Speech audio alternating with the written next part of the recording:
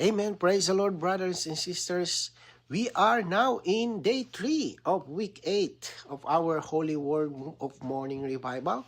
So we are still in the crucial aspects of Matthew 5 through 7. So let's read the Bible verses in day 3. Matthew 6:32. For all these things the Gentiles are anxiously seeking, for your heavenly Father knows that you need all these things. 34. Therefore, do not be anxious for tomorrow will be anxious for itself. Sufficient for the day is its own evil. So praise the Lord, saints. We have just open our heart. Let's turn to our spirit and let's enjoy Christ together in this morning revival, day 3. So in verse 32, the Lord says that the Gentiles are anxiously seeking all these things. What is that? What to eat, what to drink, or what to wear, right? The unbelievers run after these things because they do not know the Father. Their living is governed by anxiety. But we are different. Why? Because we have Heavenly Father. And the Lord did not just say, God knows. But instead, He said, your Heavenly Father knows. And when you say these things, this is something kind of intimate. It's some kind of personal. It's relational. Right? He is not merely the Creator. He is our Father. And not only that, He said He knows. So, before we pray, before we worry, before we even realize our need, the Father already knows. Anxiety comes when we forget who our Father is. Right? When we live like orphans, we worry. When we live as a son of the Father, we rest. So this verse 34 goes even more deeper. It says, do not be anxious for tomorrow. This is very practical. Anxiety usually lives in the future. We replay tomorrow's problem in today's mind. But the Lord says tomorrow has its own anxiety. Today already has enough. This means we should not borrow tomorrow's troubles into today. Grace is given daily. It supplies us daily. Faith is daily, right? The Father gives us today's grace for timely or for today's need. So when we try to live tomorrow in advance, we step out of the present supply of Christ. Anxiety is a sign that we have stepped out of trusting the Father or trusting the divine life. Rest is a sign that we are abiding in the Father's care. So since the world seeks, right? The world seeks, the Father knows. And that is the difference. Right? So let's read the paragraph. To live on the earth for God, you must finish your education. But as you are studying and completing your education, you must be different from the worldly people. The worldly ones study for the sake of their anxiety. You should not study for anxiety, but to fulfill your duty. If you do not see this point, this portion in Matthew 6:19-34 will simply be a legal matter to you. So the Lord is not telling us to drop out of school. Right? It's especially for the young people who are studying. So it says clearly, you must finish your education. So it means we are not careless or irresponsible. But here is the crucial point. Why are you studying? Right? Why are you going to school? The worldly people study because of anxiety. Right? They worried about tomorrow. They are afraid of lacking success, maybe security or money. So anxiety drives them to do those things. But we are Christian believer, we are different. We study to fulfill our duty before God. So outwardly, we may look the same as others. But inwardly, the source is completely different. So if we do not see this, like here it mentions in Matthew 6:19 to 34, right? If we didn't see this, Matthew 6 becomes legal. So we will try to not worry, but still live under anxiety. The Lord is not giving a rule. He is adjusting our motive and our source. So let's read the next paragraph. After a number of years, many of our young people will have college degrees. I believe that under the Lord's sovereign blessing, many riches will come in. At that time, you will need to remember that you have gone to school not for anxiety, but to do your duty. Your duty is to give, to store up treasures in heaven. Learn to give and store up treasures in heaven. Transfer your treasures from the earth to the heavens. In this way, you will not be a millionaire on earth, but a millionaire in the heavens. Be a good giver according to the life and nature of your heavenly Father. This is the meaning of this portion of the word. So this kind of weight is kind of heavy. The Lord may bless you, riches may come, right? Success may come. That is not the problem. That's not the problem. The question is, what will you do with it?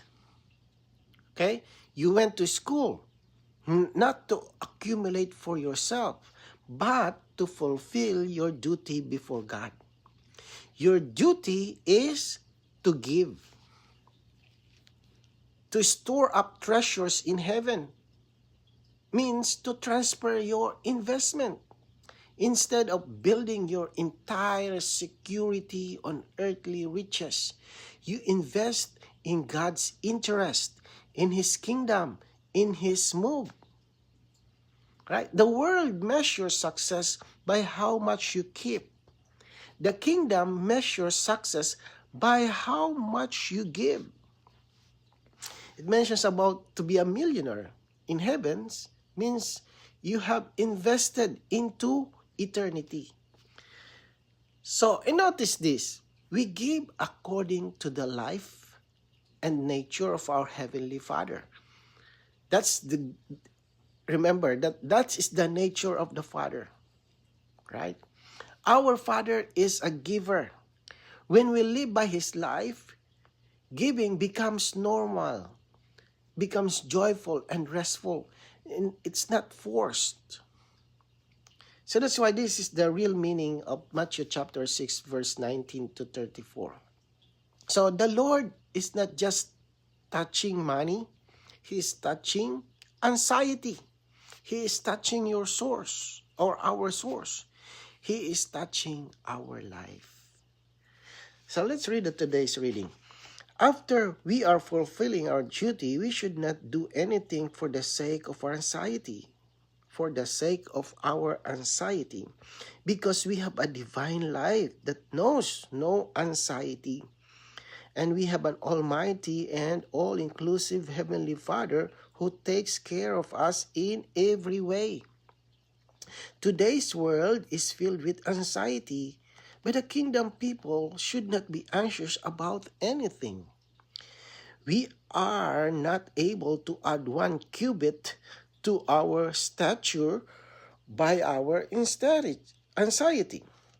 Concerning morality, we have the life and nature of our Father within us to enable us to fulfill the highest moral right requirements.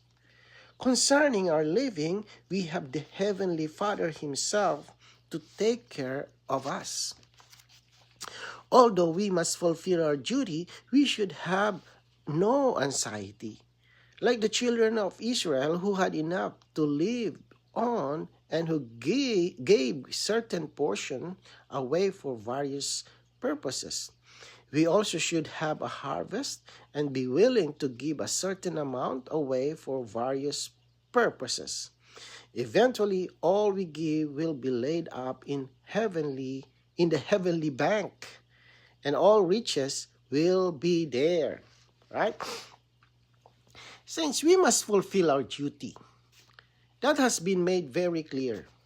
But we should not do anything for the sake of anxiety. Right? We have to be clear about this. Why? Why? Because we have a divine life that knows no anxiety. Anxiety belongs to the human life, not the divine life. And within us today is another life. That is the Father's life. And not only do we have His life, we have the Father Himself. He is almighty. He is all-inclusive. And He takes care of us in every way. The whole world, the world today, runs by anxiety. But the kingdom people should not be anxious about anything. And the Lord even says we cannot add, right? Says we cannot add 1 cubit to our stature by worrying. Anxiety produces nothing except inner torment. Right? Concerning morality, we have the Father's life and nature to live out the highest standard. Concerning our living, we have the Father Himself to supply and care for us. So in both areas, inward character and outward living, we are covered. Yes, we must fulfill our duty, but we do it in rest, in peace, not in fear. An example here is the children of Israel, right? The children of Israel had a harvest. They worked, they gathered, but they also gave. Right? Portions were set aside for God, for the priest, for the needy. They did not cling to everything for themselves. So in the same way, we should have a harvest. We should labor. We should earn. But we should also be willing to give portions away for God's interest. And this is storing up treasures in heaven. So eventually, what we give is not lost. It's just being transferred. It is laid up in the heavenly bank. Right? So, what a picture. On earth, you may not look rich. But in heaven, your account may be overflowing. And then the word says, secure yourself first. But the Lord says, trust your Father and give. So anxiety holds tightly. Faith releases generously. So saints, we fulfill our duty. Right? We labor, we study, we work. But we do it in rest, in peace. And with the giving heart, according to His life and nature. This is the real living. This is the real living of the kingdom people. So let's read the next paragraph. This also is related to our daily growth in life. Both sloppiness and anxiety will delay your growth in life. No one who is idle, who does not fulfill his duty, will ever grow in life. Everyone who grows in life is diligent and industrious. Of course, this diligence and industriousness will yield a reward, and same material riches will come to you. All these riches must be used not for your anxiety, but for your giving. Anxiety must go.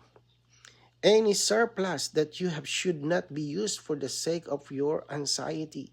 Use it to build up savings in the heavenly bank. I assure you that if you do this, you will grow in life. The only kind of person who grows in life is one who is diligent, yet who does not use his surplus for his anxiety. You need to study diligently, make good grades, and acquire the highest degree. We labor and fulfill our duty, but we have no anxiety. This is the proper way to grow in the Father's life. So since now this becomes very practical. It says both sloppiness and anxiety delay growth in life. That means two extremes can damage us. For example, a student may say, the Lord may take care of me, so I don't need to study hard. That is not faith. That is sloppiness.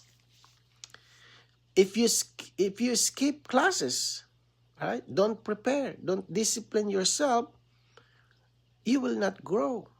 Growth requires diligence.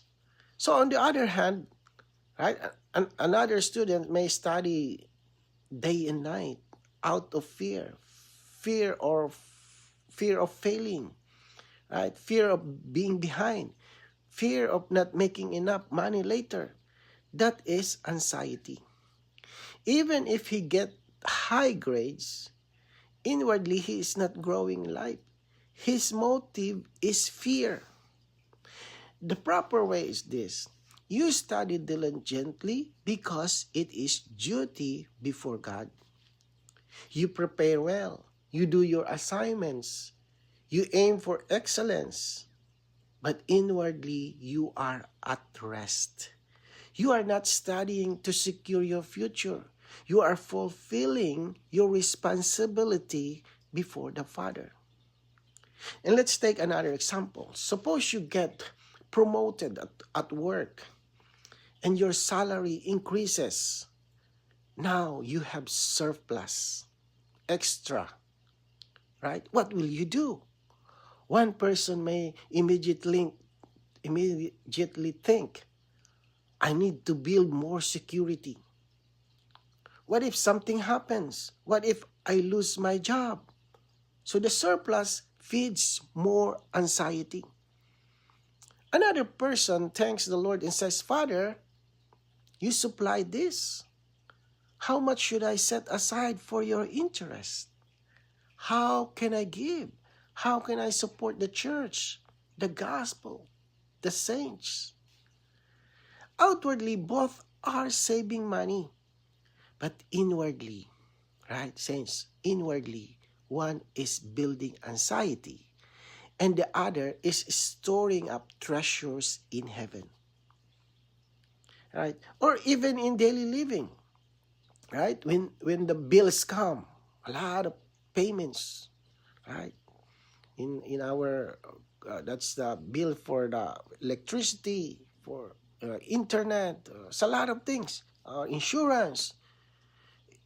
And then when expenses rise, and then anxiety whispers. Yeah, anxiety is telling you, you don't have enough. You must control everything. You must secure everything. But here's the difference. But the divine life says, fulfill your duty. Be faithful. Trust the Father. And that is growth in life. Growth in life is not measured by how much money you have. It is measured by how much anxiety has been removed from your heart. So a growing believer is diligent but peaceful, industrious but restful, responsible but not driven by fear. This is very fine. We labor, we fulfill our duty. We study hard, we work hard. Right? But inwardly, anxiety must go. And that is the proper way to grow in the Father's life. So let's read the paragraph. The kingdom people have the divine life of their heavenly Father as their strength to keep the new law of the kingdom. They also have their heavenly Father as the one who cares for their material need so that they do not need to be anxious about it. Their heavenly Father is the source of their strength and supply. Hence, they need not be weak or wanting in anything. Right? And let's continue. The kingdom people should never live in tomorrow, but always in today. The word evil in verse 34 denotes trouble and affliction. This indicates that the king of the kingdom has made it clear to the kingdom people that their days on earth for the kingdom will be days of trouble and affliction, not of ease and comfort. So saints, the paragraph brings everything together.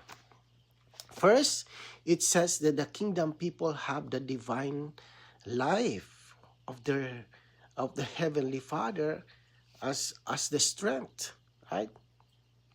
As to fulfill that means the requirements in Matthew, right, in 5 to 7 are not meant to be fulfilled by our natural strength. The Father's life within us is our ability. Then it says we also have the Heavenly Father as the one who cares for our material needs. So inwardly, He is our strength. Outwardly, He is our supply.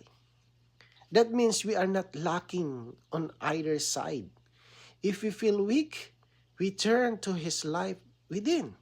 If we are lacking materially, we trust His care without anxiety. So the Heavenly Father is the source of both strength and supply. And therefore, we do not need to be weak. We do not need to be anxious. Then it says something very important or very sober. The kingdom people should never live in tomorrow, but always in today.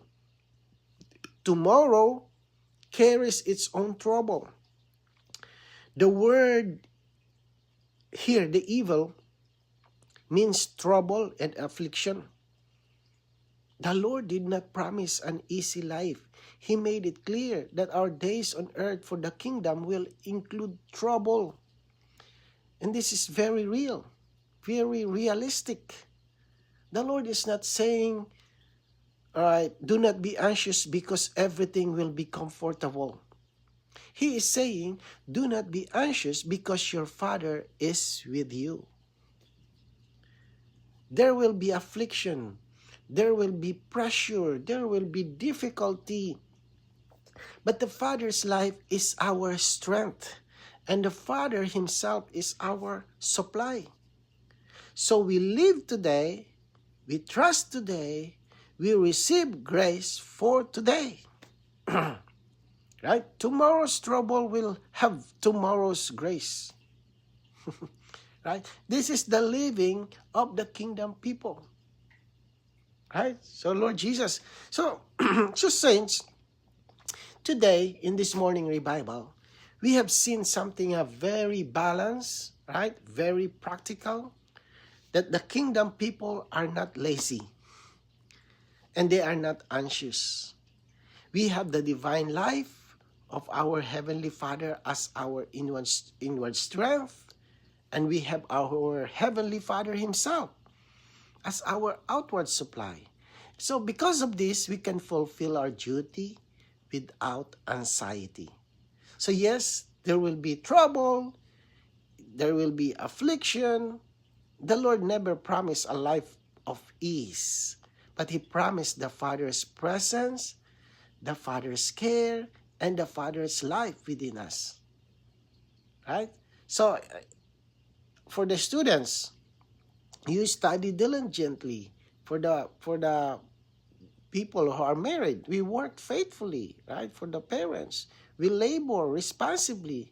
But inwardly, we should rest. We should have rest, right? We do not live in tomorrow. We live in today. We receive today's grace for today's need. So, may the Lord remove our anxiety and replace it with trust to the Father. And then we may grow in the Father's life by being diligent, yet faithfully, diligent yet peaceful, faithful yet restful. Right? So Lord, right? Lord, keep us living as true kingdom people. Lord, strengthened by our life and supplied by our care. Right? So, anyway, praise the Lord. So we can pray a short prayer for this. Lord, thank you for being our Heavenly Father. Lord, strengthen us with your divine life and remove our anxiety. Teach us to fulfill our duty in peace and to trust you for today. Lord, we praise you. Amen.